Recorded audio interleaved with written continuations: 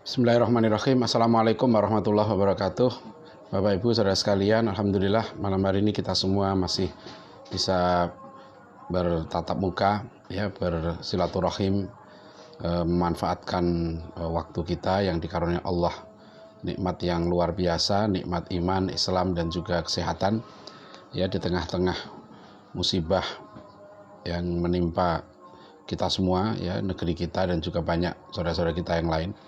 Kita alhamdulillah malam hari ini sudah memasuki sesi yang ke-9 dari 27 mata kuliah topik kuliah pendidikan Islam dan pemikiran kontemporer. Insya Allah pada malam hari ini kita akan bahas tentang topiknya adalah keunikan konsep uswatun hasanah, ya, Nabi Muhammad SAW. Jadi kita sudah membahas tentang konsep Islam sebagai the only genuine revealed religion, ya, kata Prof. Naqib Alatas. Islam itu satu-satunya agama wahyu yang murni, dan salah satu keunikan dari agama wahyu yang murni itu adalah kita dikaruniai Allah satu konsep uswah hasanah, satu konsep suri tauladan yang baik, yang itu sangat khas Islam, ya. Konsep ini tidak kita temukan pada agama lain ataupun peradaban lain, ya. Bagaimana kita kaum muslimin ini, gitu ya, dikaruniai Allah, ya, contoh, ya, suri tauladan dalam seluruh aspek kehidupan, dari aspek pribadi, keluarga, ya, sampai aspek masyarakat, berbangsa, bernegara. Itu ada contoh dari Nabi kita Muhammad SAW. Jadi dalam surat Al-Ahzab ayat 21, ya, kita sudah insya Allah sudah sering mendengar ayat ini, ya. A'udzubillahi minasyaitonirrajim. Bismillahirrahmanirrahim. Laqad kana lakum fi rasulillahi uswatun hasanah, ya, liman kana yarjullaha wal yaumal akhir wa dzakarallaha katsira. Ya, laqad, ya, sungguh-sungguh, ya, sungguh-sungguh, ya, sampai betul-betul nih ditekankan oleh Allah Subhanahu wa taala, ya, bahwa sungguh-sungguh, ya, pada diri Rasul itu ada suri tauladan untuk kita semua, ya, ada uswatun hasanah, ya. Jadi sungguh-sungguh kita itu dikaruniai Allah suri tauladan, ya, yang baik, uswatun hasanah. Nah, kita sudah tahu bahwa Rasulullah SAW itu, ya, Nabi yang terakhir, ya. Beliau adalah Nabi yang diutus untuk seluruh umat manusia. Nah, ini bedanya dengan para Nabi yang lain, ya. Rasulullah itu diutus untuk seluruh manusia, ya, lintas zaman, lintas budaya, sampai hari kiamat, ya. Maka beliau adalah khotamun nabiyyin, ya, Nabi yang terakhir, ya. Rasulullah menyebutkan kedudukan beliau itu seperti batu bata terakhir yang menyempurnakan bangunan kenabian itu. Nah, ini keunikannya, ya, keunikan Rasulullah SAW ini. Maka, ya, Allah sudah menjelaskan, ya, wa ma arsalnaka illa rahmatan lil alamin, ya, tidaklah aku utus kamu Muhammad kecuali menjadi rahmat bagi seluruh alam. Dan tidaklah aku utus kamu Muhammad wa ma arsalnaka illa kafatan linnas, ya, kecuali untuk seluruh manusia. Jadi, nah, adinakumullah, jadi ini uniknya, ya, Rasulullah SAW ini, ya, beliau ini menjadi contoh itu dalam seluruh aspek kehidupan. Itu yang unik, ya. Dan seluruh ucapan beliau, ya, seluruh tindakan beliau, ya, bahkan diamnya beliau itu jadi contoh. Nah, ini yang keunikan lagi. Kita tidak menemukan, ya, seorang manusia di muka bumi ini yang namanya disebut, ya, 24 jam tanpa berhenti, didoakan terus, ya, kecuali Nabi kita Muhammad SAW, ya. Jadi inilah rahmat yang luar biasa, ya, yang diberikan Allah kepada kita sebagai kaum muslimin, ya. Ya, itu kita menjadi muslim ini, ya, mendapatkan rahmat, ya, dengan konsep uswatun hasanah ini. Kita mau yang uniknya lagi, ya, keunikannya lagi, suri tauladan Rasulullah ini tidak lekang oleh waktu. Ya. Jadi tidak sifatnya kontemporer. Ya, kontemporer pada berlaku saat itu saja, tidak. Rasulullah itu kita lihat ya, beliau menerima wahyu mulai tahun 610 Masehi, ya, beliau hijrah 622 Masehi, beliau wafat 632 Masehi. Ya. Dari menerima wahyu sampai wafat Rasulullah itu 23 tahun. Tapi 25 tahun beliau sudah diakui oleh masyarakatnya sebagai orang jujur. Ya, karena beliau sudah aktif. Ya, aktif di tengah masyarakat, ya, terlibat dalam urusan kemasyarakatan, ya, dan kejujuran beliau diakui. Ya, kita tahu bagaimana kehidupan Rasulullah SAW sejak kecil. Ya, beliau seorang anak yang unik, umur 13 tahun, ya, beliau sudah berdagang, ya, berdagang bukan sekedar berdagang di dalam kota, ya, tapi beliau sudah ikut delegasi dagang ke Syam. Ya, itu bukan hal sederhana, ya, umur 13 tahun. Ya, ini juga contoh pendidikan yang baik, ya. Jadi beberapa waktu yang lalu sempat saya bahas, jangan sampai anak itu, ya, dibuat tidak dewasa karena tidak memahami masalah kehidupan, bahkan dijauhkan dari aspek-aspek kehidupan. Ya, anak banyak sekali dilatih menjawab soal-soal ujian yang kadangkala soal itu tidak ada kaitannya dengan realitas kehidupan. Ya, tetapi anak tidak dilatih, ya, untuk menjawab soal-soal kehidupan, tidak tahu masalah kehidupan. Ya, dulu saya pernah tanya pada seorang teman, ya, yang mengelola sekolah alam. Ya, saya tanya, apa sih konsep sekolah alam itu? Lalu dijelaskan begini. Terus saya bilang, lah itu kayak saya waktu kecil di kampung. Waktu saya kecil di kampung ya begitu dulu kan, waktu saya SD. Ya, dulu SD saya belum pakai sepatu, masih orang Jawa bilang nyeker. Ya, datang ke sekolah. Ya, kadang-kadang jam 10, jam 11 sudah selesai sekolah, pulang. Ya, kalau waktu itu saya ingat kalau ada tinju Muhammad Ali, ya, itu juga kita izin sama gurunya. Bu, ada tinju, libur sekolah. Bukan hanya corona, ya, waktu saya kecil dulu ada pertandingan tinju aja sekolah libur, SD negeri itu. Ya, karena yang tinju Muhammad Ali gitu kan. Kita libur, ya, pulang sekolah nonton tinju karena TV waktu itu cuma ada satu di kantor kecamatan. Jadi setelah itu pulang ke rumah apa? Sudah main. Masih di kali nyari ikan, ya kan, main bola segala macem. Ya, kerjaan saya main di kali, makanya saya agak hitam gara-gara itu, ya. Jadi hadirin sekalian, ya, itu dulu kita di kampung itu saya pagi, ya, kalau hari Sabtu atau hari Ahad waktu itu gitu, ya, pergi ke pasar ikut orang tua, kadang-kadang ikut jualan di pasar, jualan di rumah, ikut beli kain di Surabaya, di Solo gitu, ya. Kita ikut membantu orang tua, ya, pekerjaan orang tua gitu, ya. Dan itu kalau sekarang bisa jadi itu melanggar undang-undang ini, ya, perlindungan anak, ya. Nah, Bapak Ibu sekalian, Rasulullah SAW itu sejak kehebatan beliau itu sudah tampak, ya, sejak usia dini itu. Ya, dan akhirnya beliau 40 tahun menerima wahyu, kita tahu, ya, dan seterusnya menjadi contoh suri tauladan. Nah, tadi yang saya bilang keunikan Rasulullah SAW sebagai uswatun hasanah itu, contoh-contoh beliau itu tidak lekang oleh waktu, lintas zaman, lintas budaya. Ya. Coba sekarang ada manusia yang dicontoh, sampai kita ini nyontoh Rasulullah SAW, ya, sampai sekarang ini. Bangun tidur aja kita sudah bertanya, bagaimana Rasulullah bangun tidur? Ya. Jadi bangun tidur terus mandi atau bangun tidur terus berdoa? Nah, itu. Ada contohnya itu. Ada doanya. Ya, setelah bangun tidur, masuk kamar mandi, ada contoh dari Rasulullah, ada doanya. Di dalam kamar mandi, ya kan, ada contoh lagi.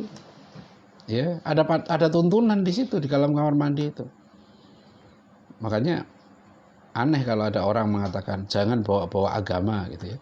Jangan bawa-bawa agama ke DPR, jangan bawa-bawa agama ke sini gitu. Itu Kalau untuk orang Muslim itu tidak berlaku. Bahkan orientalis Yahudi yang terkenal, ya, Profesor Bernard Lewis, ya, itu mengakui di dalam tradisi kehidupan Islam, umat Islam, itu tidak ada tradisi sekuler. Karena orang Islam itu sehari-harinya itu selalu perbuatannya dikaitkan dengan aspek metafisika, aspek ilahiyah. Dan agama itu dimanapun dibawa. Kita masuk kamar mandi itu agama dibawa loh, bukan ditinggal di luar kamar mandi. Ya, apalagi seorang Muslim yang jadi presiden, jadi menteri, jadi anggota DPR, jadi bupati, jadi gubernur, itu agamanya dibawa terus. Ya, nggak bisa anggota DPR bilang kalau dia Muslim, ya, dia Muslim, ya, sampai di rumah dia masih bawa agama, bawa mobil sampai ke pelataran DPR, mobilnya diparkir, nah, terus dia mau masuk ruang DPR karena dia punya doktrin jangan bawa-bawa agama. Ya, akhirnya agamanya ditinggal di mobil.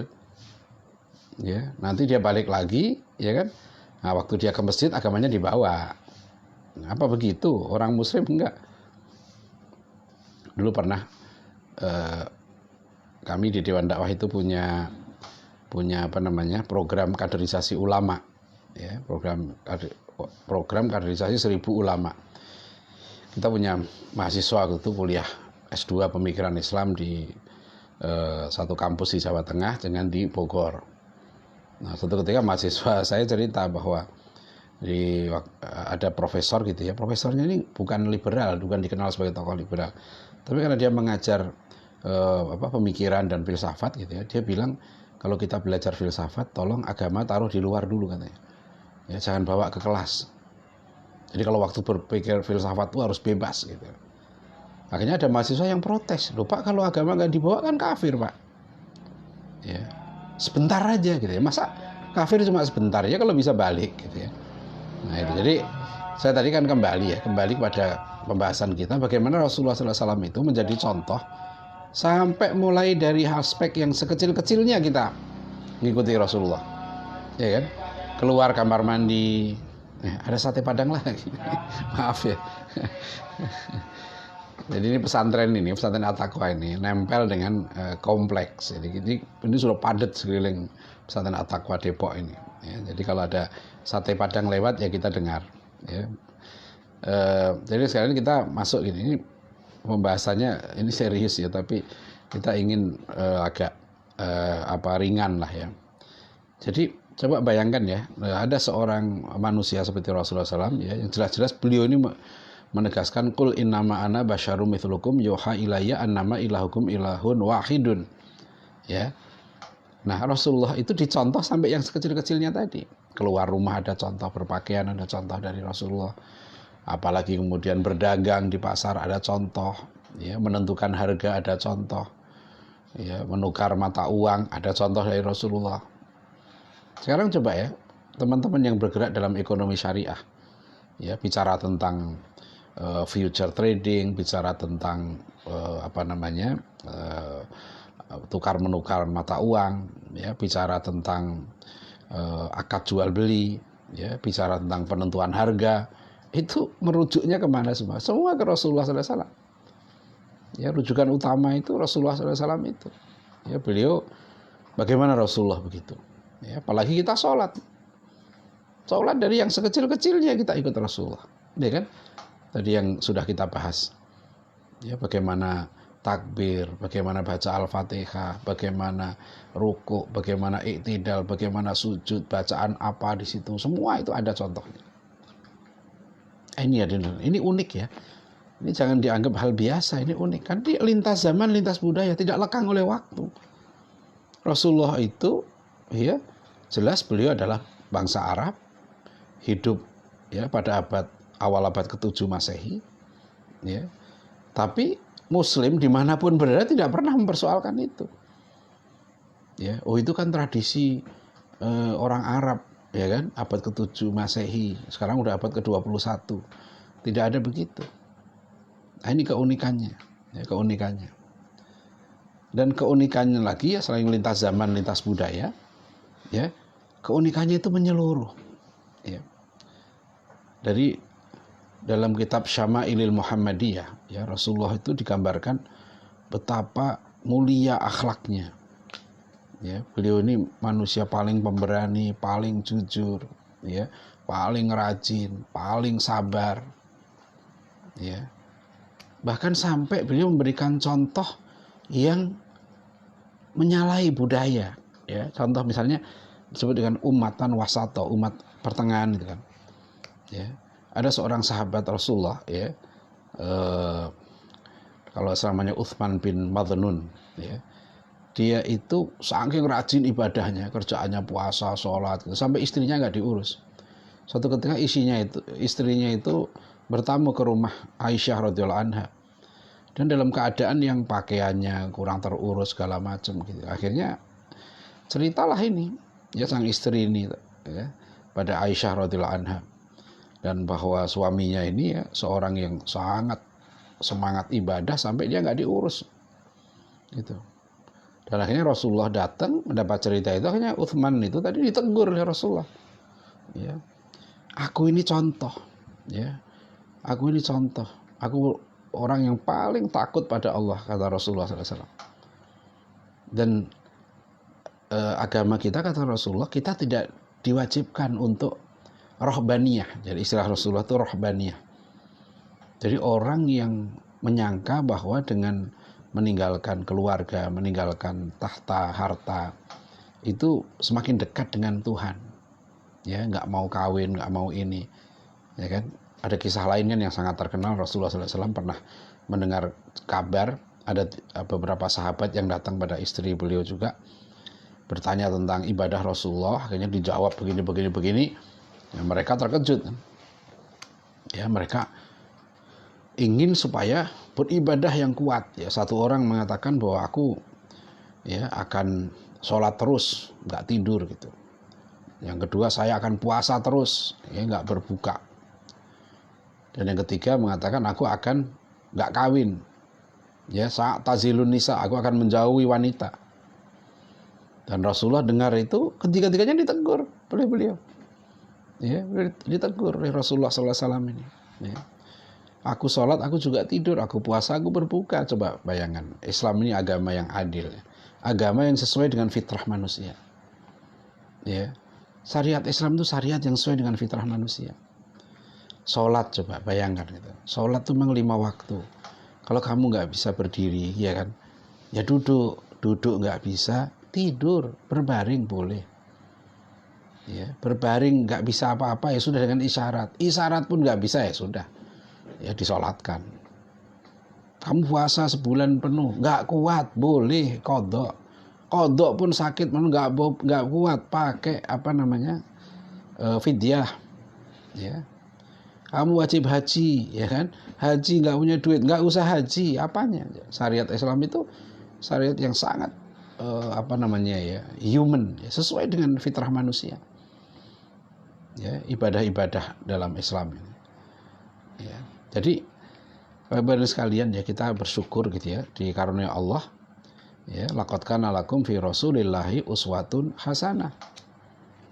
Dan karena Rasulullah itu uswatun hasanah, kita tentu mencoba menggali gitu, ya, apa sih prestasi-prestasi Rasulullah gitu. Ya. Kalau dalam ibadah jelas kita ikut, dalam sholat, puasa, ibadah mahdhah, ya, kita ikut. Kita ambil sekarang misalnya bagaimana dalam pendidikan. Dalam pendidikan Rasulullah ini guru terbaik. Rasulullah telah berhasil mendidik, ya, mendidik keluarga, ya kan, mendidik murid-murid beliau, bahkan murid-murid beliau disebut generasi sahabat, ya. Ashabi kan nujum, kata Rasulullah, sahabat-sahabatku ini seperti bintang. Rasulullah menyebut murid-muridnya sebagai teman, sahabat. Lihat bagaimana cara Rasulullah mendidik para sahabat. Beliau menjadi contoh, itu yang pertama. Kemudian kita bahas tentang adab kan. Kenapa ta'adabu tsumma ta'allamu, itu yang pertama adalah contoh. Nah, ini tentu tidak ada seorang manusia pun yang mampu, ya, menjadi guru sebaik Rasulullah SAW ini. Karena beliau memang luar biasa, beliau menjadi contoh.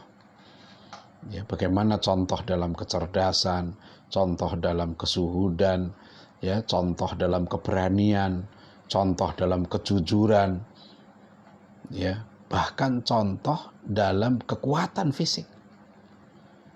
Ya, Rasulullah itu fisiknya terbaik. Nah, itu yang susah. Ya, siapa manusia yang bisa sempurna sebagai contoh? Jadi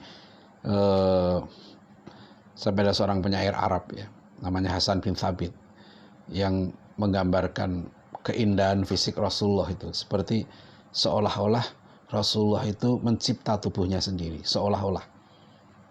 Ya, jadi Rasulullah itu luar biasa. Kan digambarkan kan Rasulullah itu bagaimana tidak terlalu tinggi tapi tidak terlalu rendah, ya ideal, ya kan? Nggak terlalu gemuk, nggak terlalu kurus, ya. Jadi nggak krempeng tapi juga nggak gemuk banget, gitu ya. Jadi tubuhnya ideal. Ya, cara senyum beliau, cara tertawa beliau, cara duduk beliau, cara jalan Rasulullah SAW itu menjadi contoh. Ya, nah kembali ke pendidikan. Jadi Rasulullah itu memang, kenapa saya bilang bahwa ada model? Karena Rasulullah menjadi contoh dalam mendidik itu. Ya, menanamkan adab dan akhlakul karimah. Ketika menanam akhlakul karimah, bahkan Al-Quran memuji akhlak Rasulullah itu. Wa innaka la'ala khuluqin azim. Sungguh kamu Muhammad, ya betul-betul ya memiliki akhlak yang sangat agung. Dan Aisyah radhiyallahu anha menyebut karena khuluquhu Al-Quran. Akhlaknya Rasulullah itu Al-Quran, ya kan? Nah ini yang sekarang penting ya, kita merenungkan betul ya, kita sejauh mana ya meneladani Rasulullah SAW, terutama dalam hal akhlak, ya. Karena betul-betul beliau diutus ya untuk memperbaiki akhlak manusia, untuk menyempurnakan akhlak manusia itu. Dan ketika menyempurnakan, ya beliau sudah jadi contoh duluan. Ini kita sukses kalau pendidikan adab akhlak gitu ya, atau ya sebagian lah sama dengan karakter gitu ya. Itu keteladanan yang dicontohkan. Ya. Jadi itu keunikan beliau langsung ya menjadi contoh itu. Mendidik, Rasulullah itu mendidik satu generasi terbaik, generasi yang kemudian kita kenal sebagai generasi sahabat, khairul qurun qarni, ya, tsummal ladzina yalunahum tsummal ladzina yalunahum.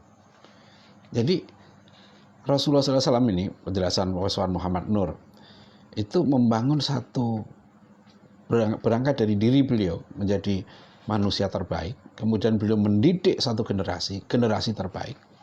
Yang generasi terbaik nanti mewujudkan satu peradaban, juga peradaban terbaik. Ya. Al-Madinah, Al-Fadilah. Ya. Al-Hadarah, Al-Fadilah. Ya, peradaban yang terbaik.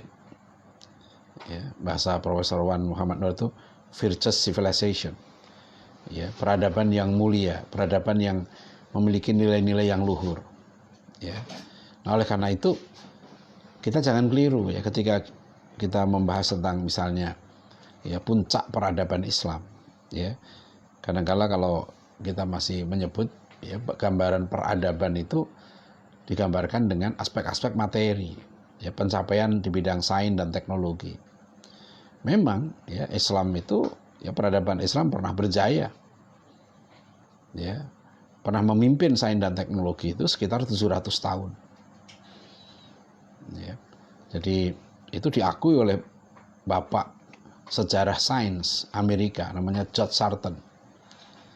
Ya, jadi dia menulis ensiklopedia sejarah sains. Nah, itu ada disertasi Dr. Wido Supraha itu di UIK ya tentang konsep sejarah sainsnya George Sarton dan aplikasinya dalam kurikulum pendidikan sains tingkat SMA. Ya, udah diterbitkan jadi satu buku juga ya tentang sejarah sains. Memang kita akui ya di mulai abad ke-9, 10, 11, 12, 13 itu prestasi sains Islam luar biasa, memimpin dunia. Ya, jadi mungkin saya pernah cerita tahun 2010 saya masuk ke ke Museum Sains di London. Ya, saya menyaksikan satu pameran, ya pameran Islamic Science yang dirancang oleh Profesor Salim T. Hassani ya dari Manchester University. Itu ada 1001 Inventions. Ya, di situ digambarkan betapa kejayaan sains Islam sampai mempengaruhi ya perkembangan sains di barat itu. Ada transfer of knowledge di situ. Transfer of science.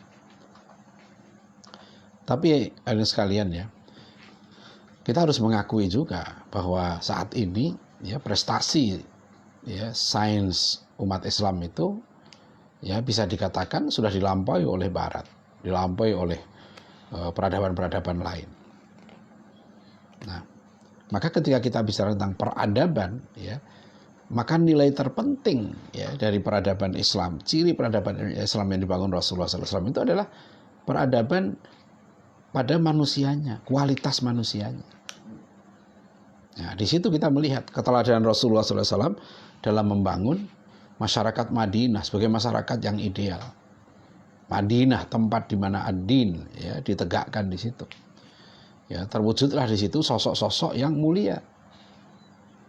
Ya, kita ya tentu Rasulullah SAW adalah suri tauladan terbaik. Bagaimana setelah Rasulullah SAW ya kan beliau wafat digantikan oleh Khalifah Abu Bakar As-Siddiq. Hanya 2,5 tahun ya, tapi prestasi kekhalifahannya luar biasa. Kepemimpinan Abu Bakar As-Siddiq ya berhasil memadamkan ya pemberontakan nabi palsu. Ya, berhasil juga kemudian beliau tidak menghentikan ya perluasan Islam sampai ke Syam yang nanti dilanjutkan oleh Umar bin Khattab radhiyallahu anhu sampai membuka kota Yerusalem ya tahun 637 Masehi itu. Ya. Di zaman itu bayangkan itu ya, murid-murid Rasulullah itu memiliki kualitas yang luar biasa, yang kekuatannya ya itu seperti digambarkan dalam surat Al-Anfal ayat 65. Ya ayyuhan nabi harridil mu'minina 'alal qital. Iyyakum minkum isruna sabiruna yaghlibu mi'atain. Wa iyyakum minkum mi'ah yaghlibu alfan minal ladzina kafaru fa innahum qaumun la yafqahun. Wahai nabi, ya siapkan orang-orang mukmin itu untuk berperang, ya. Jadi Rasulullah itu diperintahkan oleh Allah SWT ya untuk menyiapkan agar orang-orang mukmin itu ya itu siap perang. Dan ini kalau kita lihat ya ini unik ini perintah ini karena lihat aja bangsa-bangsa sekarang ini ya menyiapkan rakyatnya untuk perang dari bangsa Romawi dulu ya sampai sekarang lihat ya bangsa Amerika mewajibkan militer ya kan, Jepang ya, Australia, Korea ya kan, Israel sampai Thailand itu wajib militer, Singapura itu wajib militer. Ya teman-teman saya Ustadz di Singapura itu mereka waktu usia 13-15 tahun sudah harus ikut wajib militer. Itu artinya apa? Artinya siapkan mereka untuk perang kan? Ya karena salah satu ciri nanti peradaban yang kuat itu ditunjang oleh kemampuan untuk berperang. Pernah seorang ahli keuangan gitu cerita ke saya nggak begitu paham soal ekonomi, tapi dia bilang kenapa orang percaya sama dolar, kata dia. Karena dolar itu dijaga oleh tentara Amerika, kekuatan militer Amerika. Ya. Amerika membangun satu kekuatan militer yang luar biasa gitu ya, yang itu orang merasa nyaman pegang dolar. Ya kan dolar sudah nggak ada peknya katanya. Ya. Bukan berdasarkan standar emas lagi gitu kan. Nah, jadi Bapak Ibu Saudara sekalian ya, Rasulullah itu diperintahkan siapkan orang-orang mukmin untuk berperang. Jika kamu ada 20 orang mukmin yang sabar, kamu akan mengalahkan 200 orang kafir. Jika kamu ada 100 orang mukmin yang sabar, kamu akan mengalahkan 1000 orang kafir. Jadi Rasulullah itu menyiapkan generasi, mendidik generasi yang kekuatannya potensi kedahsyatannya 10 kali lipatnya orang kafir. Ya, dan ini yang nanti terbukti dalam perang Yarmuk ya, ketika kemudian pasukan Islam di bawah Khalid bin Walid kemudian digantikan oleh Panglima Abu Ubaidah bin Jarrah ya.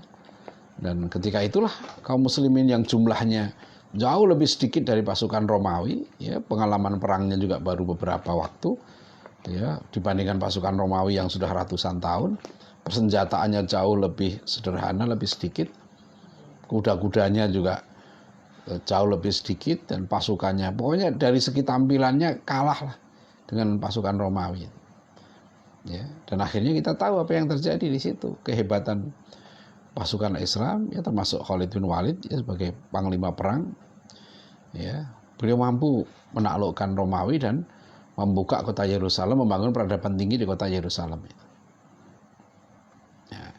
Sekarang kita lihat ini, apa sih yang dikerjakan Rasul, yang diwariskan Rasulullah, gitu ya, suri tauladan apa gitu, dalam pendidikan. Itu keberhasilan Rasulullah membangun satu masyarakat, ya, yang memiliki budaya literasi yang sangat tinggi. Ya. Bagaimana coba kita bayangkan, ya, masyarakat Arab waktu itu bangsa yang disepelekan. Kita kalau dilihat di peta peradaban, ya, waktu sebelum Rasulullah SAW menyampaikan dakwah Islam ini, bangsa Arab itu nggak kelihatan. Yang waktu itu kelihatan peradaban di Timur Tengah, ya, Mesir, ya, Syria, ya, kemudian tentu, ya, Persia, ya, Romawi Timur, ya, Bizantium dan seterusnya. Tapi dalam berapa tahun saja, ya kan, bangsa Arab ini menjadi bangsa pembelajar, ya, karena Islam ini agama yang sangat menekankan, ya, pentingnya ilmu pengetahuan. Bahkan ayat pertama aja, Iqra bismi rabbikal ladzi khalaq. Rasulullah, ya, sangat menekankan, ya, betapa mulianya menguasai ilmu itu, sampai tolabul ilmi faridatun ala kulli muslimin. Mencari ilmu itu wajib bagi setiap muslim, ya. Mencari ilmu itu pahalanya sangat besar, ya, seperti berjihad fisabilillah. Nah, itu. Jadi bangsa manapun yang akan bangkit, ya, peradaban manapun dimulai dari tradisi literasi. Nah, silahkan dibaca buku Profesor Muhammad Nur, Budaya Ilmu. Ya, waktu beliau ngisi kuliah internasional, ya, di At-Taqwa College Depok pada 1 Muharram tahun yang lalu, ya, Profesor Muhammad Nur menggambarkan, ya, di depan sekitar 500 peserta peluncuran buku beliau di Depok waktu itu, di Pesona Square Mall, ya. Itu bedah buku yang saya pikir cukup fantastis, ya, profesor dari luar, ya, dihadiri oleh sekitar 500-an, dan temanya pun tidak ringan, ya, tema tentang budaya ilmu, bukan tema yang populer, ya, tapi Profesor Wan menguraikan dengan rinci bagaimana kebangkitan berbagai peradaban, berbagai bangsa, bagaimana bangsa Amerika, ya, budaya liter, bagaimana kecintaan George Washington, Thomas Jefferson, ya, presiden-presiden Amerika itu, mereka yang ditekankan pada generasi berikutnya adalah buku. Ya, bagaimana budaya literasi, ya, bangsa Jepang, bangsa Yahudi, bangsa Eropa, ya, sampai dalam buku Tim Wallace-Murphy, What Islam Did for Us, itu diceritakan ada seorang pendeta di Inggris namanya Gerard of Cremona. Itu seorang pendeta saja waktu itu menerjemahkan sekitar 90 buku karya para ilmuwan muslim dalam berbagai bidang ilmu pengetahuan. Jadi bangsa Eropa itu bangkit juga, mereka terpengaruh oleh kebangkitan budaya ilmu dalam Islam waktu itu. Ya, sekarang pemerintah kita menggalakkan literasi. Tapi kalau kita belum punya budaya ilmu, susah. Karena orang yang, kita contoh sederhana, ya, kita masih bertanya apakah yang kita hargai ini budaya ilmu atau budaya gincu. Ya, budaya ilmu, maksudnya begini, coba, ya, orang yang menang nyanyi di kita itu mendapat penghargaan yang luar biasa. Ya, kadang-kadang sambutan luar biasa, ya, yang menang bulu tangkis, yang menang bola luar biasa. Tapi yang coba anak-anak kita, ya, yang menang olimpiade fisika internasional, olimpiade matematika internasional, ya, bahkan pernah, ya, ada seorang menteri yang kebetulan saya kenal waktu itu, ada seorang cendekiawan kita baru selesai Al-Azhar, ya, lulus master, dan satu lagi lulus doktor. Dan yang lulus master ini tesisnya dipuji di Al-Azhar. Ada juga yang lulusan doktor kita, ya, mendapat pujian di Al-Azhar Kairo, ya, lulus doktor gitu. Nah, pulang ke Indonesia, siapa yang menyambut di bandara coba? Ada nggak yang peduli? Nah, terus waktu itu saya usulkan kepada Pak Menteri ini, ya, saya WA waktu itu, mohon bisa diterima gitu, mohon waktu. Ya, mungkin beliau sibuk gitu, ya. Tapi nggak lama kemudian yang saya terkejut ada seorang penyanyi kita gitu ya, ikut lomba nyanyi di Mesir dan menang. Ya, pulang sudah ada jadwalnya diterima.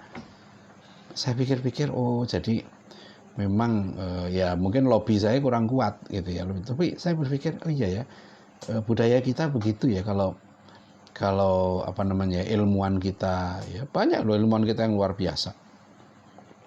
Ya. Saya waktu di Inggris tahun 2010 itu nginep di rumah namanya Dokter Mas Daru, saya panggil. Itu ahli aspal. Lalu saya bilang ke beliau, wah ini ahli aspal, kok dia doktornya bidang aspal gitu ya, tapi tinggalnya di Nottingham di Inggris. Ya. Nah, aspal kita di sini coba aja di Depok ini, di deketin aspalnya luntur terus, kalau hujan aja luntur. Sampai saya itu saya candain, pantesan ahli aspalnya di Inggris, ya aspal kita di Indonesia luntur itu. Ya, jalan tol aja berlubang-lubang. Saya pusing waktu belum lama saya dari Cirebon ya, dari Pekalongan ke Jakarta. Ya Allah, jalan tol itu berlubang-lubang. Saya kirim tuh ke Twitter saya. Ya, kenapa kok bisa begini? Ya, kita ini produsen aspal loh kita ini. Katanya aspal terbaik itu di negeri kita ini dari Buton. Ya, jadi Bapak sekalian, kembali ke tadi ya, Rasulullah SAW itu mendidik ya masyarakat memiliki tradisi literasi yang sangat tinggi. Ya, di zaman itu bayangkan ya, banyak sahabat Rasulullah itu punya catatan mushaf Al-Quran. Ya, nggak ada kertas waktu itu, nulisnya pakai bermacam-macam alat. Ya, bahkan kalau penelitian Profesor Mustafa Azami, ya, Profesor Mustafa Azami ini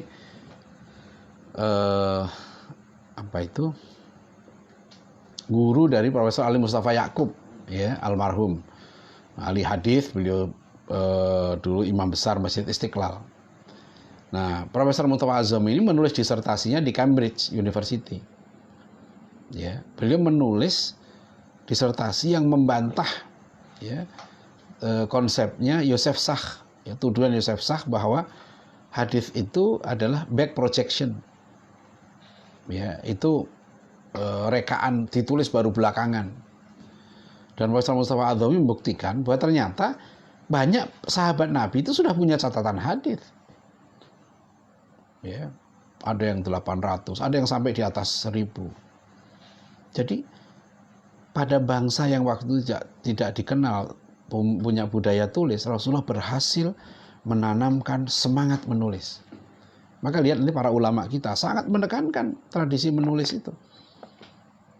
Ya, kata Imam Syafi'i dalam salah satu syairnya, saya lupa Arabnya, dia mengatakan begini, bodoh gitu ya, termasuk di antara orang yang bodoh, kata Imam Syafi'i itu orang yang menangkap buruan binatangnya kemudian dilepas kembali gitu. Ya. Waktu itu belum ada program acara di TV mancing mania kan, banyak mancing mania, habis nangkap ikan dilepas lagi gitu. Tapi kata Imam Syafi'i maksudnya bukan itu ya.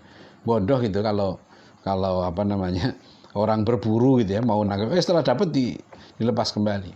Ya, maka beliau katakan qayyid suyudaka bihibalin wathiqin. Ikatlah buruanmu dengan ikatan yang kuat, yaitu bil kitabah, dengan tulisan. Ya. Nah, ini keberhasilan Rasulullah.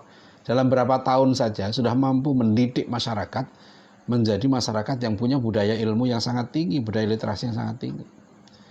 Ya, dan masyarakat Madinah itu masyarakat yang juga kasih sayangnya sangat tinggi, saling tolong menolong satu dengan yang lain. Ya, mendahulukan kepentingan saudaranya. Kalau bangsa kita mau jadi bangsa besar, contoh bagaimana Rasulullah SAW ya mendahulukan kepentingan saudaranya, karena memang Rasulullah menjadi contoh. Ya.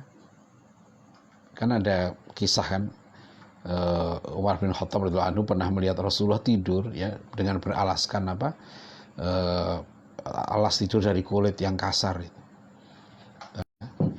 Kita prihatin adalah dalam dunia pendidikan kita ya, model ideal ya dari pribadi Rasulullah, kemudian pendidikan Rasulullah ya, konsep ekonomi Rasulullah, bahkan piagam Madinah, negara Nabi itu gitu ya.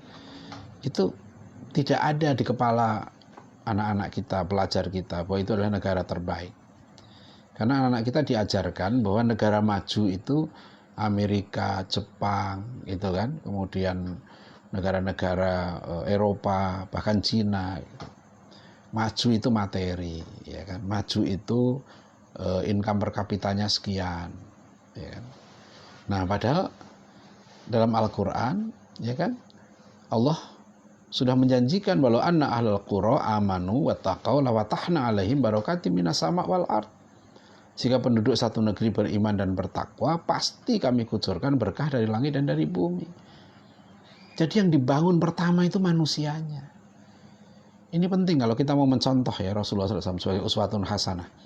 Yang pertama kali disiapkan Rasulullah itu bukan institusi, bukan lembaga, tapi manusia.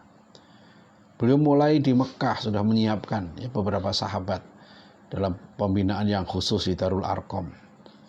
Ya, bagaimana sahabat-sahabat Rasulullah ini mampu ya menjadi pemimpin. Bagaimana seorang Ali bin Abi Thalib sejak usia belasan tahun, ya kan? Itu sudah dilatih oleh Rasulullah, ya kan, untuk berani menggantikan tempat tidur beliau. Ya, tidur di tempat tidur Rasulullah waktu beliau hijrah. Dan lihat nanti Ali bin Abi Thalib ketika perang Badar, ya, dari 3 yang tanding, ya kan, salah satunya Ali bin Abi Thalib. Ya. Dan jadi Ali bin Abi Thalib itu memiliki kekuatan yang sangat dahsyat secara fisik, secara intelektual, secara jiwa, gitu ya. Dan orang yang seperti Ali bin Abi Thalib ini tidak satu, gitu. Nanti beberapa sahabat yang lain mendekati itu kualitasnya. Rasulullah nggak kesulitan loh. Ketika di Yaman aja beliau mengirim Mu'adz bin Jabal, ya, sebagai wali di Yaman. Ya. Ketika di Mesir, ya kan, ada Amr bin As sebagai gubernur Mesir. Nanti di Syam, ya, ada Muawiyah. Ya, jadi yang kualitas mereka ini kualitasnya dunia, kan gitu. Ya. Jadi bagaimana Khalid bin Walid gitu ya mampu ya dalam perang Yarmuk itu kualitasnya lebih hebat daripada Heraklius. Ya. Jadi apa ya? Pembinaan Rasulullah, pendidikan Rasulullah ini luar biasa. Itu yang disiapkan. Nah, ini untuk introspeksi kita karena sekarang kita ini banyak sekali gitu ya yang muda kan misalnya begini ya, ada contoh beberapa sahabat dari Bandung pernah jumpa saya, kemudian diskusi kita ingin menjadikan masjid. Kan Rasulullah dulu kan menjadikan masjid sebagai pusat peradaban. Kemudian waktu kita diskusi saya ingatkan, ya kalau kita mau menjadikan masjid sebagai pusat peradaban, yang harus kita bangun kalau kita mau nyontoh Nabi, yang kita bangun tuh manusianya. Masjid yang mewah, megah segala macam itu kurang nilainya kalau di situ tidak ada ulamanya. Banyak masjid punya dana miliaran. Ya, saya imbau, cobalah jangan terus-menerus kita bangun fisik, tapi bangun siapa ulama di sini. Kita pernah punya Buya Hamka di Al-Azhar. Ya. Jadi saya tanya, siapa pengganti Buya Hamka?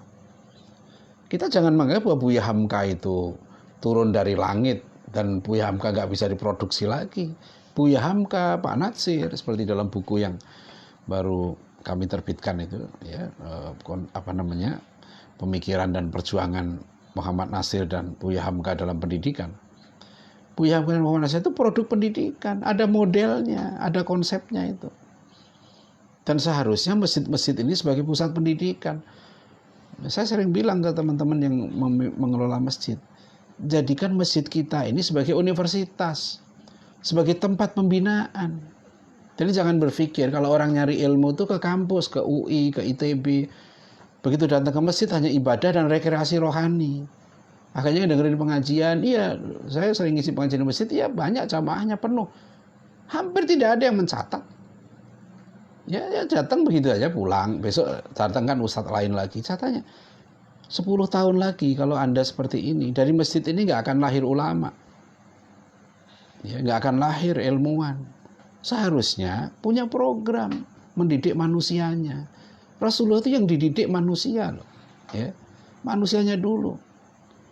Nanti kalau manusianya ini sudah betul-betul kualitasnya hebat, nggak masalah. Lalu sekarang jangankan mau mimpin negara, ya, kita sekarang bikin koran, nyari pemretnya aja nggak mudah. Ya, jangankan begitu, banyak sekolah Islam yang saya tanya, apa sih masalah Anda yang Anda hadapi? Mereka bilang apa? Kami susah cari guru sejarah. Ada satu sekolah Islam yang boarding ya cukup terkenal lah gitu ya, dianggap elit lah sekolah ini gitu. Saya tanya, kami sudah ngetes berapa calon guru gitu ya, guru sejarah, ya banyak yang gagal. Bahkan ada satu sekolah di Pekanbaru, ya saya berapa kali datang ke situ, cerita kami sudah ngetes calon guru sampai ribuan. Ya, di Jawa Timur juga begitu. Jadi mencari guru yang baik saja itu tidak mudah sekarang. Mencari wartawan muslim yang baik di mana? Di mana kuliahnya? Nah, ini kita mau nyontoh Nabi kan gitu ya kan, mau nyontoh Rasulullah SAW. Rasulullah itu yang dibangun manusia yang unggul. Ya, jadi siap ketika Allah karuniakan. Kadang-kadang begini dulu, aku pernah ya waktu Gubernur Jakarta itu Ahok, saya pernah ngisi di Jawa Timur satu pesantren. Nah, waktu itu karena saya orang Depok kan, tapi saya ditanya, mungkin nganggap saya orang Jakarta. Itu kok bisa sih Gubernur Jakarta itu ya Ahok? Saya bilang ya saya orang Jawa Barat, saya nggak, gubernur saya Kiai, waktu itu gubernur saya Aher, ya. Jadi, tapi saya bilang kan, kok cobalah introspeksi kita ini gitu. Kita mau dapat kekuasaan yang lebih tinggi, kekuasaan gubernur, presiden dan seterusnya. Allah sudah kasih kita sekarang ini kekuasaan. Kekuasaan apa? Kekuasaan rumah tangga kita. Kita punya keluarga, kita punya anak, gitu kan? Nah, apa konsep pendidikan yang kita terapkan untuk anak-anak kita? Sesuai nggak dengan pendidikan Rasulullah? Ya, kemudian kita dikaruniai kekuasaan atas masjid, bisa nggak ngelola masjid kita? Ya, sehingga menjadi tempat pendidikan yang hebat. Ya, kita dikaruniai Allah sekolah gitu ya. Nah, bisa nggak ngelola itu? Jadi kalau kita dikasih amanah yang dalam tingkat yang rendah, ya kan, nggak bisa, gimana? Kita dikasih kepemimpinan ormas, organisasi Islam, coba serius nggak? Gitu ya? Atau sambilan ngurusnya? Ya, jadi, saya heran kok orang ini sibuk banget ya, ngurus dapat ketua organisasi ini, ketua organisasi itu, ya macam-macam. Kapan sempat ngurusnya? Ya, jadi akhirnya apa? Ya kan, kita mau nyontoh Nabi kan, ceritanya begitu ini, uswatun hasanah. Gimana Nabi mendidik sahabat itu menjadi orang-orang hebat, ya, menjadi pemimpin-pemimpin kelas dunia zaman itu. Ya, kualitas sahabat Nabi itu melebihi orang-orang Romawi di zaman itu, bahkan bisa 3-4 kali lipatnya kualitasnya itu. Nah, ini yang dahsyat, ya, yang perlu menjadi renungan bagi kita, ya, supaya kita ya betul-betul mampu, ya.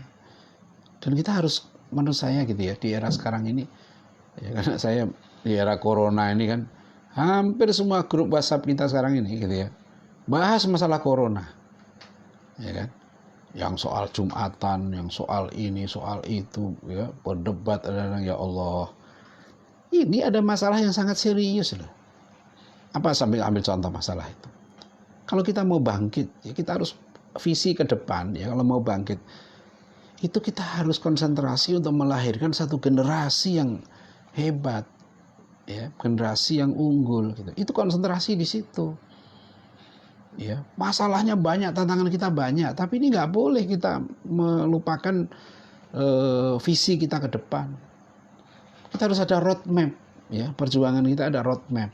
Ke depan ini mau ngapain? Dan dalam sejarah seperti yang kemarin kita bahas ya, yang ditulis oleh Dr. Majid Irsan Al-Gilani itu, memang kebangkitan itu terjadi diawali dengan lahirnya satu lapis ulama baru, ulama yang kualitasnya itu warathatul anbiya. Jadi harus fokus ke depan, ya, strategi wala yakhafuna laumata laim gitu ya. Jangan terjebak dengan hal yang kecil, ya, debat masalah furu'iyah, Ya sudah, masalah furu ya silakanlah masing-masing berpendapat begitu, ya kan. Kalau ada ulama yang memang dengan ilmunya, ya para ulama kemudian meyakini bahwa sholat Jumat itu boleh diganti dengan zuhur, ada hujah-hujahnya, ya kan. Ada mungkin mereka dapat informasi sesuatu tentang corona ini yang kita belum dapat gitu ya. Udah, kita yang mau ikut itu silakan. Ya kan, yang nggak mau ikut ya sudah, kita bilang saja maaf kami berbeda pendapat, kami punya ini gitu ya. Ya. Kecuali kalau kemudian melarang sholat, nah itu baru masalah. Ya. Jadi ini soal-soal begini ya, dinahimahullah. Rasulullah SAW itu apa inti ya, beliau melahirkan generasi terbaik. Itulah yang nanti beliau wafat tahun 632 Masehi. 5 tahun setelah itu umat Islam sudah menaklukkan Yerusalem. Ya, umat Islam kemudian tampil menjadi kekuatan dunia.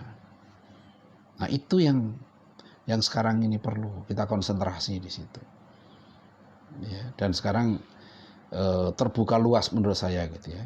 Uswatun hasanah ini konsepnya ada.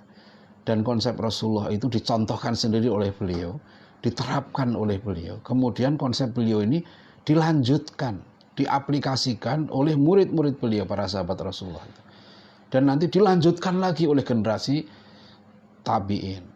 Ya, terus dilanjutkan lagi generasi tabi'ut tabi'in. Coba, bagaimana dari Quran dan Sunnah gitu ya, bisa lahir ilmu nahwu, ilmu sorof, ilmu tafsir, ilmu hadis, ya, ilmu usul fiqh. Ini kan khazanah yang luar biasa ini. Ya, ini nggak ada. Silakan cari di tempat lain. Nanti kita akan bahas bagaimana tentang Al-Quran dan hermeneutika. Ya, ya makanya 3 generasi awal yang disebut Rasulullah ini luar biasa. Generasi sahabat, generasi tabiin, tabiin mereka yang merumuskan untuk ulumuddin itu. Sehingga kemarin saya katakan begini kan. Ya, terima kasih pada Ustadz Rofiki yang berbagi di Facebook itu bahwa Rasulullah itu bukan hanya mewariskan Al-Quran dan Sunnah, jelas itu eksplisit yang boleh sebut. Ya, taraktu fikum amroini lam tadillu ma tamassaktum bihima kitabullah wa sunnata rasulih. Itu jelas, ya. Tapi Rasulullah juga al ulama warasatul anbiya. Ulama itu pewaris Nabi. Rasulullah itu mewariskan para ulama. Para ulama ini yang nanti merumuskan, ya kan, metode menafsirkan Al-Quran dan Sunnah, metode memahami Al-Quran dan Sunnah. Yang metode itu yang kita kenal sebagai ulumuddin itu membentengi Al-Quran dan Sunnah. Karena kalau Al-Quran dan Sunnah tidak dibentengi dengan metodologi pemahaman yang sudah juga sebetulnya diwariskan Rasulullah, hanya belum terumuskan menjadi satu disiplin ilmu tertentu, ya. Para ulama yang kemudian mengaktualkan itu, ya. Dan satu lagi menurut saya Ustadz Rofiki perlu difikirkan nih, mohon kalau silakan dikoreksi kalau saya keliru. Rasulullah itu juga waktu itu mewariskan satu kekuatan yang dahsyat, kekuatan umat yang mampu mengawal kebenaran Al-Quran dan Sunnah itu. Itulah kekuatan umat Islam itu yang, maka kenapa Rasulullah itu ya, kalau kita renungkan ya, dalam hadis beliau yang terkenal ya, al-mu'minul qawi khairun wa habbu ilallah minal mu'min dhaif. Orang mukmin yang kuat itu lebih baik dan lebih dicintai Allah daripada orang mukmin yang lemah. Ya, itu maknanya apa sih hadis Rasulullah? Jadi coba ya, Rasulullah itu sampai nyuruh berenang loh anak-anak itu. Di Mekah waktu itu kan nggak ada kolam renang. Ada kali di Madinah untuk berenang. Ada kali di Mekah untuk berenang. Tapi sudah disuruh berenang. Ya, berkuda, memanah. Ya. Jadi maknanya yang penting adalah Rasulullah itu ingin umat Islam itu nggak lemah, nggak kalah gitu loh. Karena kalau lemah dipermainkan. Umat Islam itu disuruh jadi umat yang kuat. Ya, jadi ini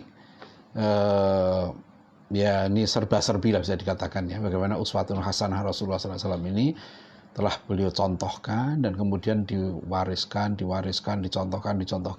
Jadi konsepnya jelas, ya, konsepnya jelas, dan konsep itu bukan utopia.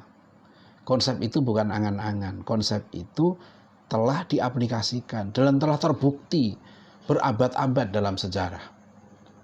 Ya, maka kenapa kita sebagai umat Islam itu yakin, ya, kapanpun konsep ini akan diterapkan dengan metode, dengan program pelaksanaan ya, yang pernah dicontohkan oleh Rasulullah dan generasi terbaik itu, insya Allah akan wujud kembali. Umat Islam akan menjadi umat yang terbaik. Ya, khairu ummah, kuntum khairu ummatin ukhrijat linnas, ta'muruna bil ma'ruf wa tanhauna 'anil munkar, itu betul-betul terwujud. Ya. Nah ini adalah, jadi mudah-mudahan kuliah kita ini ya memberikan dorongan lah pada kita semua untuk ya berusaha menjadi yang terbaik. Ya, karena itu menurut saya uswatun hasanah Rasulullah itu nggak ingin jadi biasa-biasa umat Islam itu. Ya. Makanya kalau ya kami dengan segala keterbatasan gitu ya, kita ingin lah ya kalau kita punya sekolah ya kita usahakanlah kampus kita, sekolah kita terbaik. Ya, saya kadang-kadang kalau ke daerah-daerah saya tanya, pernah saya di satu sekolah SMA Islam di Jawa Timur, saya tanya anak SMA di situ, kamu SMA mana? Oh, SMA Islam di sini. Saya tanya, SMA terbaik di kota ini mana? Terus dia bilang SMA 1. Terus saya bilang, jadi SMA 1 kenapa terbaik? Karena lulusannya banyak diterima di perguruan tinggi favorit. Terus jadi SMA kamu, SMA Islam bukan yang terbaik dong. Terus kenapa pakai nama Islam? Ya kan? Jadi saya sampai berapa kali ya saya pernah diminta untuk menguji calon rektor perguruan tinggi Islam. Itu banyak calon rektor karena berpikir mengikuti cara berpikir yang menurut saya masih in the box, di dalam kotak. Jadi ya kampus kami ini masih ranking sekian secara nasional, nanti kami akan buat begini akreditasi A. Saya bilang kampus kita ini swasta, akreditasinya A pun orang nggak mau datang. Ya, alhamdulillah akreditasinya A bukan C. Ya, tapi ada yang lebih penting dari itu. Kenapa kita tidak yakin bahwa kalau kampus kita ini menerapkan konsep iman, takwa, dan akhlak mulia, kampus kita pasti terbaik. Nggak yakin bahwa iman, takwa, akhlak mulia itu laku dijual, gitu, dalam tanda kutip ya. Ya, karena orang masih menganggap bahwa ya orang akan datang karena ini akreditasi, karena menurut Webometrics kita ranking sekian internasional, gitu. Ya. Jadi orang datang ke kampus itu, apakah anak saya kalau kuliah di sini menjadi orang beriman, bertakwa, berakhlak mulia, pemikirannya benar, akhlaknya benar, bukan itu yang dicari, ya kan? Nah itu berarti masalah kalau begitu. Nah kalau yang begitu orang awam mungkin bisa difahami ya, tapi kalau tokoh-tokoh Islam pun cara berpikirnya masih begitu, nah perlu kita jangan ngomong yang tinggi-tinggi lah gitu. Kita benahi dulu ya lembaga-lembaga kita supaya betul-betul kita yakin ini menjadi yang terbaik. Karena semangat ya uswah yang dicontohkan Rasulullah itu semangat untuk menjadi yang terbaik. Dan kita yakin ya, terbaik itu bukan berarti harus yang paling pintar. Terbaik itu yang akhlaknya mulia itu. Ya, karena ya maaf saya pernah diminta ngisi orasi ilmiah wisuda satu kampus. Kemudian kampus itu bilang 10 tahun lagi visi kami akan jadi 10 kampus terbaik di kota ini. Saya lihat yang waktu di wisuda itu ratusan sarjana ya, mereka sudah jadi dai, mereka banyak yang hafal Quran, akhlaknya baik insya Allah.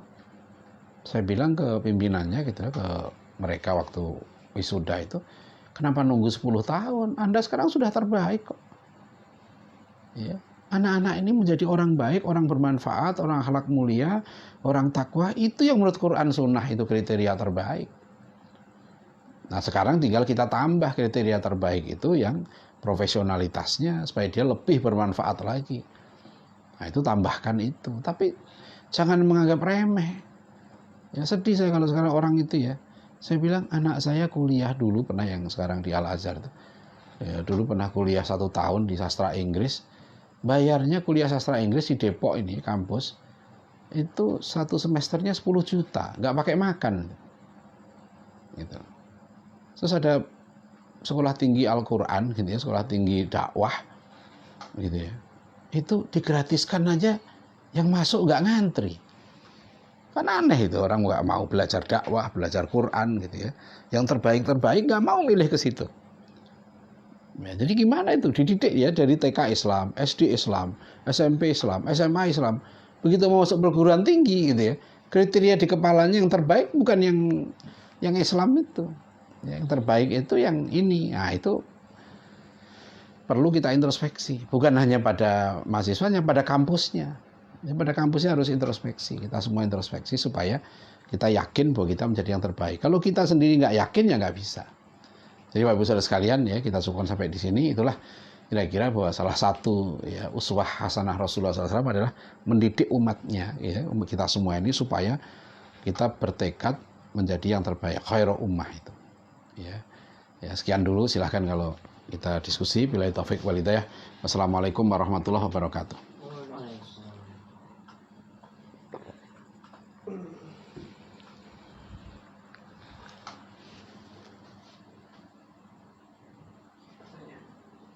Ada pertanyaan? Iya. Ada pertanyaan. Pertama dari Darto di Penogoro. Ini dia memberikan pertanyaan di awal kuliah. Jadi yang dia tanyakan, yang saudara Darto di Penogoro tanyakan ini, bagaimana mengimplementasikannya bukan sebatas kajian semata.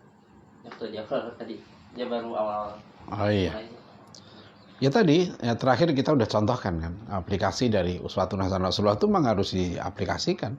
Ya tergantung, Rasulullah itu dalam seluruh aspek kehidupan, dalam bidang ekonomi, dalam politik, ya dalam bidang pendidikan, semua harus kita aplikasikan. Memang untuk diaplikasikan bukan untuk dijadikan wacana, ya.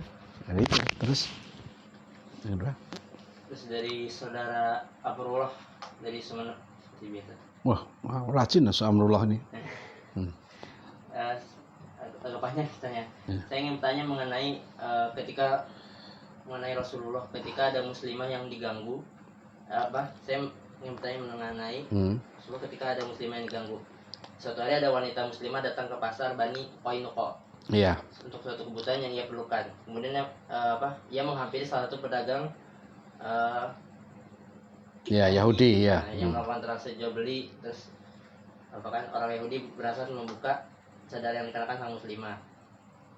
Kemudian muslimah itu mencegah. Terus datang seorang lelaki Yahudi lagi yang menarik ujung cadarnya. Terus tampaklah wajah muslimah itu. Muslimah itu berteriak dan ada laki-laki muslim yang membelanya. Ada di perkelahian antara muslim dan Yahudi. Sang Yahudi terbunuh. Terus orang-orang Yahudi juga yang melihat itu datang untuk mengeroyok laki-laki itu, hingga laki-laki itu terbunuh. Nah, kemudian Rasulullah memutuskan vonis hukuman mati bagi orang-orang yang terlibat dalam peristiwa di pasar tersebut, yang melakukan tindakan keji dan menyelisih perjanjian. Putusan ini bukan hanya pelajaran bagi Yahudi atas perlakuan mereka mengganggu wanita muslimah dan menumpahkan darah umat Islam, akan tetapi sebagai hukuman atas gangguan-gangguan yang mereka lancarkan semenjak Rasulullah SAW menetap di Madinah. Pertanyaan saya, bagaimana kita meneladani Rasulullah seperti contoh tersebut mengenai saudara kita yang tertindas seperti di Kashmir, Uighur, Palestina, Moro, Rohingya, dan umat lain yang diganggu. Bagaimana kita di era sekarang ini menjadi muslim terbesar menyikapi kejadian tersebut? Perlukah berjihad untuk meneladani Nabi ketika ada orang Islam diganggu? Dan apakah cukup dengan demonstrasi dan doa? Lanjut lagi, dia menambahkan hadis yang berbunyi al-mu'minu lil mu'min kal bunyan. Ya, seperti Ya syuddu ba'du ba'd. Iya. Udah. Dan lain sebagainya, tapi juga sama bagaimana kita mengamalkan hadis tersebut dan bagaimana kita merasakan sakit. Kelihatannya kita biasa-biasa aja dan tidak satu suara dalam merespon seperti muslim Uighur. Seperti ada domestik dengan negara tersebut. Iya, kita kalau melihat satu peristiwa, ya, maka kita harus melihat secara komprehensif, ya. Jadi peristiwa Bani Qainuqa itu memang akhirnya Rasulullah menuntut balas kan, dan Bani Qainuqa akhirnya diperangi, dan setelah itu diusir, termasuk juga Yahudi yang lain. Nah, itu peristiwa terjadi ya ketika Rasulullah sudah menjadi pemimpin di Madinah, dan itu terjadi ketika posisi umat Islam sudah berada di atas Yahudi, ya kan? Secara politik, secara ekonomi, gitu ya. Secara peradaban umat Islam sudah di atas Yahudi. Jadi memang waktu itu posisi Rasulullah sebagai pemimpin dan Yahudi terikat dengan perjanjian. Nah, sehingga ada kan sebagian saudara kita yang berharap ya kita sekarang harus punya negara gitu kan, karena Rasulullah waktu itu juga pemimpin negara. Sampai di titik itu pemikiran ini logis, tapi juga perlu hati-hati karena Rasulullah sampai di tahap itu melalui proses yang panjang. Ya, jadi kita sekarang ini posisinya gitu kan, posisi kita sekarang ini gitu ya, barangkali masih ketika kita di Mekah awal. Ya, posisi gitu. Dari jumlah banyak, tapi nggak disegani kan. Sehingga ketika umat Islam tertindas, umat Islam pernah mengalami fase seperti itu. Rasulullah nggak bisa ketika Ammar bin Yasir, ya kan, ibunya Sumayyah, kemudian ayahnya diseksa luar biasa di depan Ammar bin Yasir sampai mati. Nggak bisa melakukan tindakan penyelamatan. Ketika Bilal diseksa, ya kan, apa yang dilakukan Abu Bakar As-Siddiq? Ya membayar, membebaskan itu. Dan Islam pernah terusir juga sampai ke Habsyah, ya, ke Ethiopia. Jadi kita begini kan, membandingkan ya satu kondisi. Ketika itu Bani Qainuqa. Lah sekarang siapa yang mau membela saudara kita di Uighur di sini? Bagaimana caranya? Ya umat Islam harus kuat. Gimana kuatnya? Ya membangun melalui pendidikan, lahirnya generasi. Loh kan masih lama, memang lama. Itu kalau Rasulullah ya, beliau memang pemimpin yang luar biasa dalam waktu 13 tahun saja, 15 tahun sudah berhasil melahirkan kekuatan yang dahsyat. Itu Nabi beliau.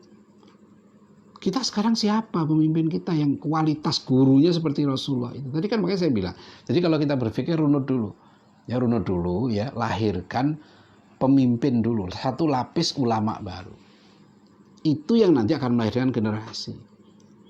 Ya. Contoh sederhana ya, di zaman kekhalifahan Abbasiyah, kota Yerusalem itu jatuh ke tangan pasukan salib pada tahun 1099. Itu di zaman ada kekhalifahan, syariat Islam ditegakkan, peradaban Islam paling maju di dunia. Barat tertinggal sekitar 500-600 tahun dari sains teknologinya dengan umat Islam. Tapi umat Islam waktu itu untuk membebaskan kota Yerusalem perlu waktu 88 tahun. Membebaskan kota Yerusalem zaman itu ya, baru dibebaskan 1187 di masa Salahuddin Al-Ayyubi. Ya, kenapa kemarin saya bilang makanya mohon baca buku Dr. Ihsan Al-Kilani ini ya, model kebangkitan umat Islam, karena dari situ sabar. Ya, kalau di fase sekarang mau membela Muslim Uighur gimana? Apa kita hanya demonstrasi dan doa? Kita sekarang apa yang bisa kita lakukan? Yang demonstrasi baik. Ya, yang kita doa baik, kita salurkan bantuan kita baik, itu yang bisa kita kerjakan.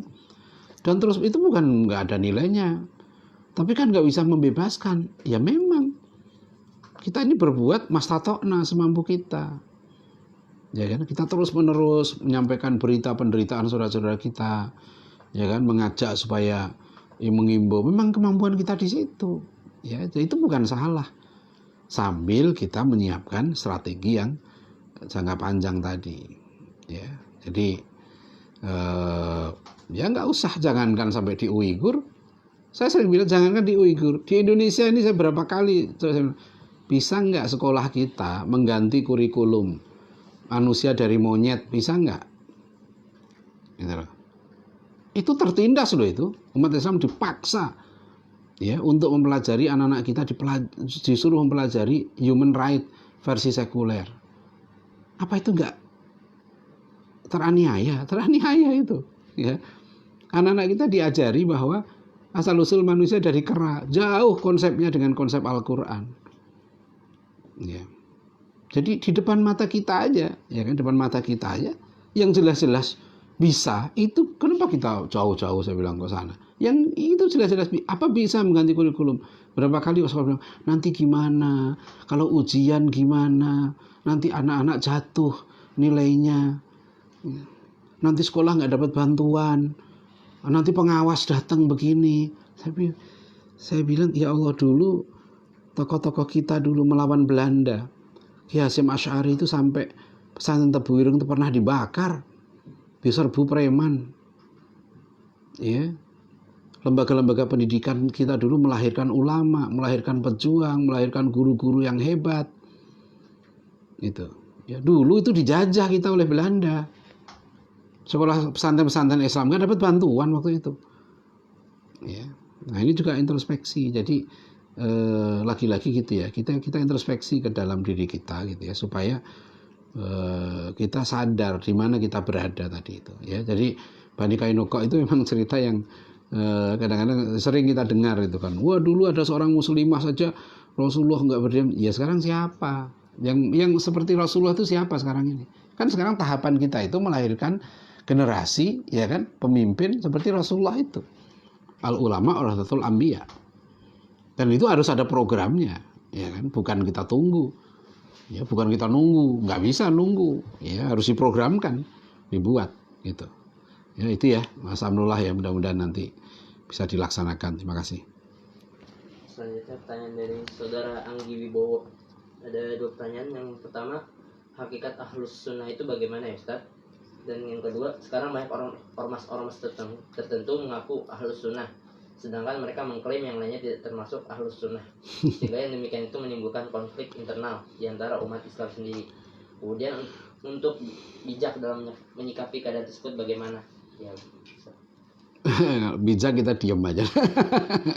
Itu sudah banyak dibahas oleh para ulama kita, bahkan Abdul Qadir Al-Baghdadi juga membahas yang masuk ahlus sunnah itu siapa saja, ya kan. Jadi ya sekarang ada yang menyebut sebagai apa namanya, misalnya Asy'ari ya kan, disebut sebagai, ada juga yang Wahabi gitu ya, ada yang menyebutin. Nah itu menurut saya di saat sekarang ya, menurut pendapat saya gitu ya, yang begini-begini sebaiknya duduklah para tokoh-tokohnya gitu lah, duduk ya kan, ya jangan mudah mentidak ahli sunnahkan gitu lah, ya kan.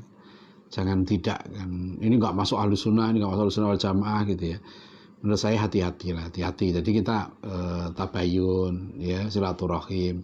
Saya lebih melihat sekarang itu situasi kita ini lebih penting itu, ya.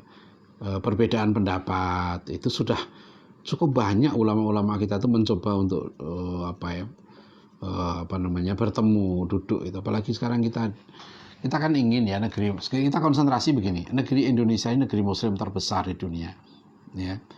Kalau kita mengikuti gitu ya, bahwa setiap perbedaan pendapat gitu ya kita serang ya, dan segala macam kita di luar yang perbedaan pendapat itu masih dalam wilayah-wilayah yang ditolerir. Nah, kalau saya setuju kalau misalnya itu sudah masuk wilayah yang tidak ditolerir, misalnya yang tidak mengakui keautentikan Al-Quran, ya tidak mengakui Nabi Muhammad sebagai Nabi terakhir.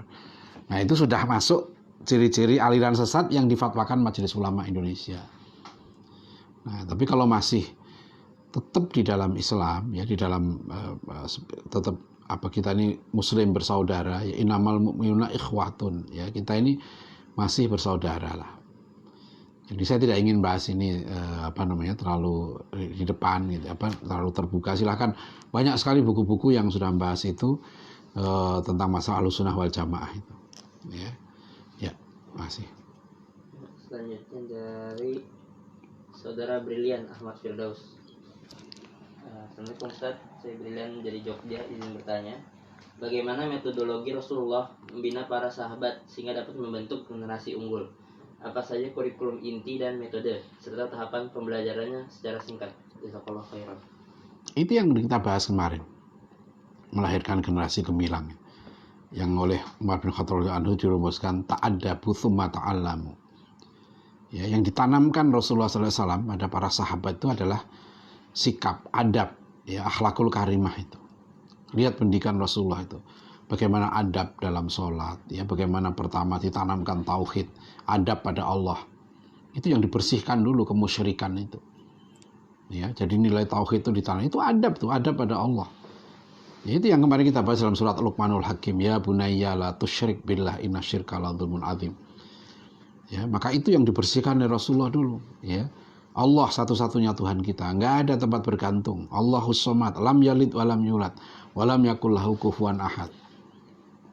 Kalau orang sudah mantap ya dengan tauhidnya, dasarnya Allah, makhluk jadi kecil, bukan tempat bergantung.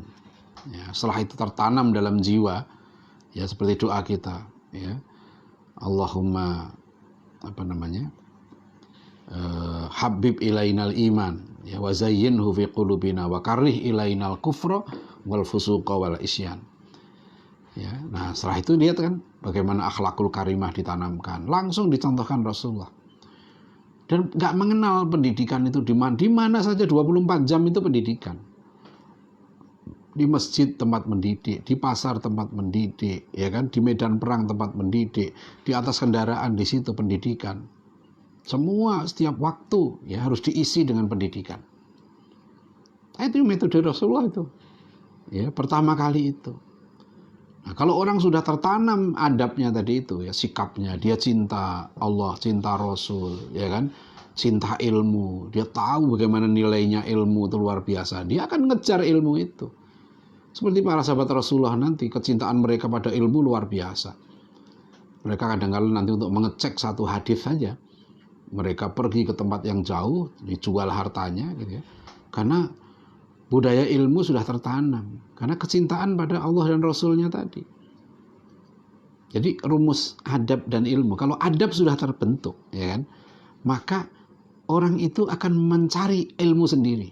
Dia akan mengejar, dia tahu kemana dia cari ilmu. Ya, nah itu yang ditanamkan oleh Rasulullah SAW. Ya, jadi sahabat ini menjadi beradab. Dia tahu letak segala sesuatu dengan betul, tahu menyikapi. Ya, coba contohnya tentang karim aja, konsep mulia.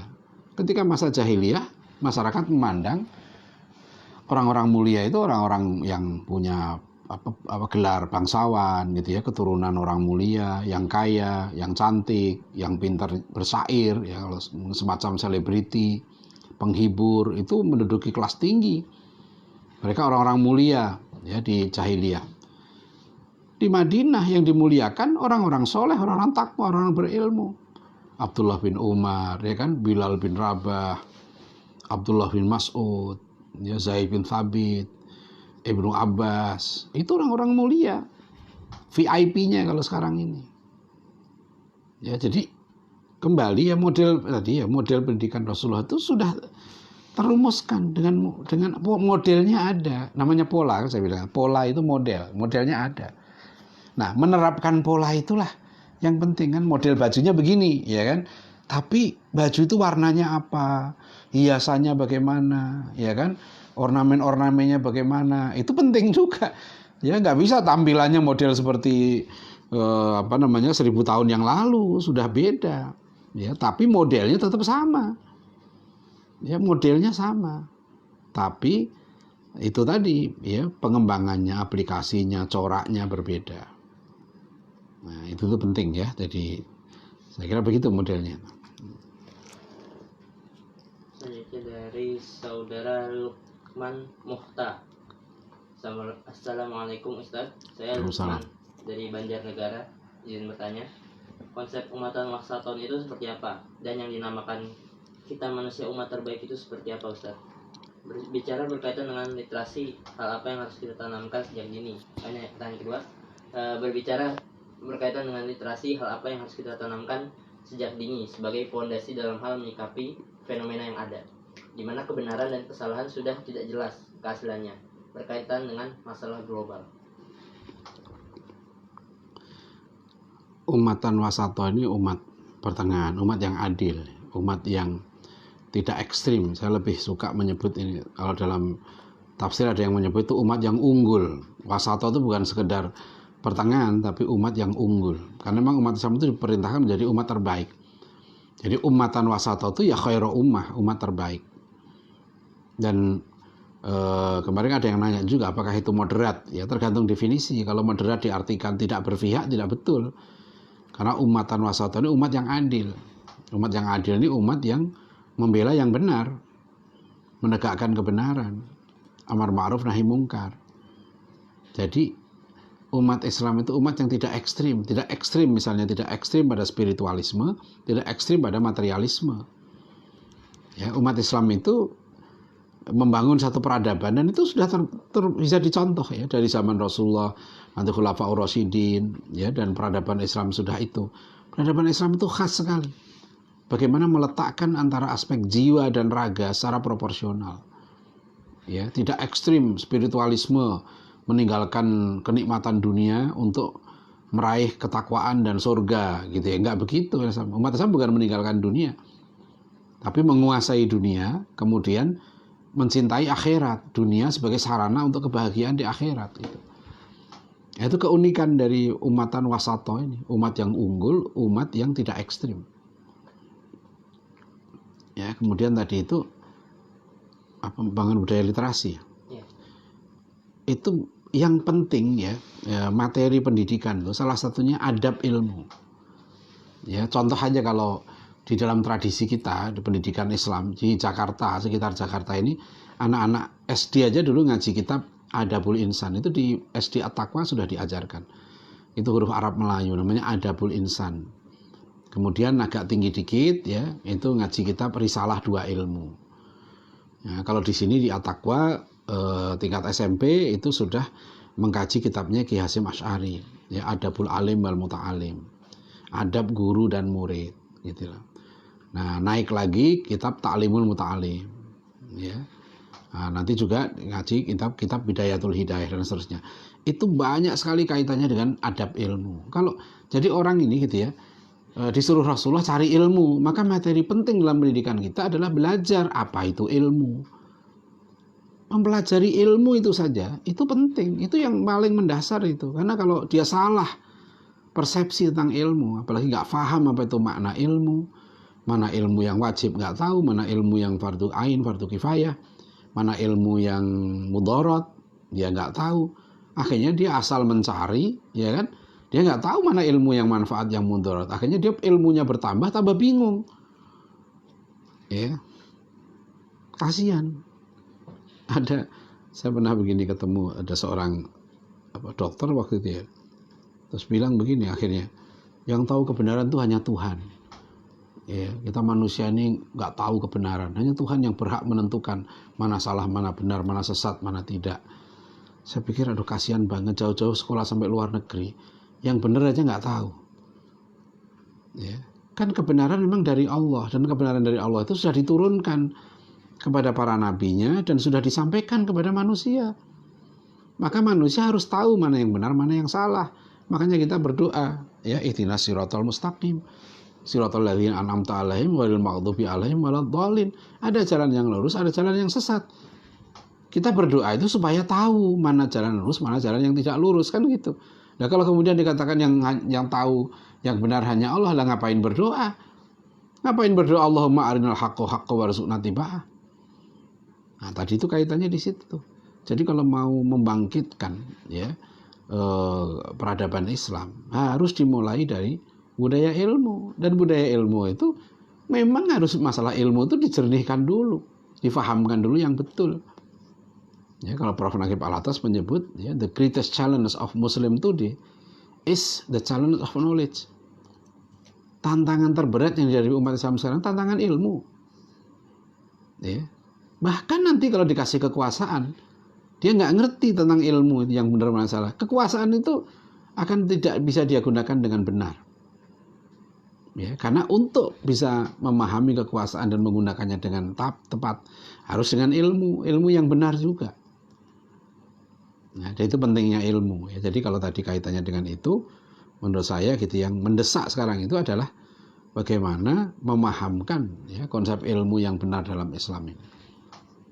Nanti itu yang menjadi landasan dari pendidikan. Ya. Baik, udah 9:30. Satu lagi coba. Lagi. Ya. Ada lagi dari Ismail Mukhtar Bonde dari Sulawesi Utara. Ya, insyaallah jauh. Ya. Assalamualaikum Ustazi Al-Mahbub, mau bertanya, adakah buku yang Ustaz rekomendasikan untuk mentarbiyah anak ala Rasulullah? Semoga Ustaz diberikan berkah umur, amin. Iya. Ya, saya menyarankan yang paling penting ya buku saya ini. Ini buku apa? Pendidikan Islam. Mewujudkan generasi gemilang menuju negara hidayah 2045. Karena ini yang sampai ada contoh kurikulumnya. Ya. Ya, tapi sekali lagi kemarin saya ingatkan ya, dalam mendidik itu yang paling penting gurunya. Jadi kalau mau mendidik bagaimana ya, problem kita terus gimana nyetak gurunya. Nah, itu yang saya ya kuliah dulu di At-Taqwa College gitu ya, supaya bisa jadi guru yang baik insya Allah. Ya, jadi harus berguru gitu ya kepada orang yang baik, ya kepada guru yang baik. Insya Allah ya, banyaklah tempat di situ ya, banyak sekarang. Tapi yang pertama saya lihat ya, yang penting itu niatnya dulu, niatnya yang benar, nyari ilmu yang benar. Itu kalau sudah niatnya benar ya, nyari ilmu itu nanti akan diberikan petunjuk oleh Allah ya, mana yang baik tempat untuk mencari ilmu ya, begitu ya. Masih ada lagi? Ada lagi nggak? Udah. Baik, kita cukupkan. Baik Bapak Ibu Saudara sekalian, alhamdulillah ya, kuliah sesi yang ke-9 ini bisa kita selesaikan. Mohon maaf ya, saya mencoba untuk mengekspresikan apa yang saya pahami, saya ketahui ya. Tentu ini masih jauh dari sempurna, tapi paling tidak mudah-mudahan apa yang ada pada apa yang saya pahami itu mudah-mudahan bermanfaat. Jadi kita bagi, ini tempat untuk kita renungkan, untuk kita diskusikan ya, karena ini berangkat bukan hanya dari bacaan ya, yang saya sampaikan ini juga banyak sekali yang saya pahami dari guru-guru saya, karena bergaul dengan mereka, berdiskusi dengan mereka ya, kemudian kita coba untuk mengaplikasikan di dalam keluarga, di dalam pesantren dan sebagainya gitu ya, di kampus. Nah, itulah pemahaman terhadap realitas itu juga yang saya coba bagikan ya. Jadi kan ini temanya adalah kuliah pendidikan Islam. Jadi kita mencoba menggali khasanah sejarah kita, terutama adalah sirah Nabi Muhammad SAW, untuk kita aplikasikan dalam pendidikan kita untuk melahirkan generasi yang gemilang itu. Nah, demikian, mudah-mudahan bermanfaat. Sekali lagi mohon maaf kalau ada kekurangan dan kekhilafan. Billahi taufik wal hidayah. Assalamualaikum warahmatullahi wabarakatuh.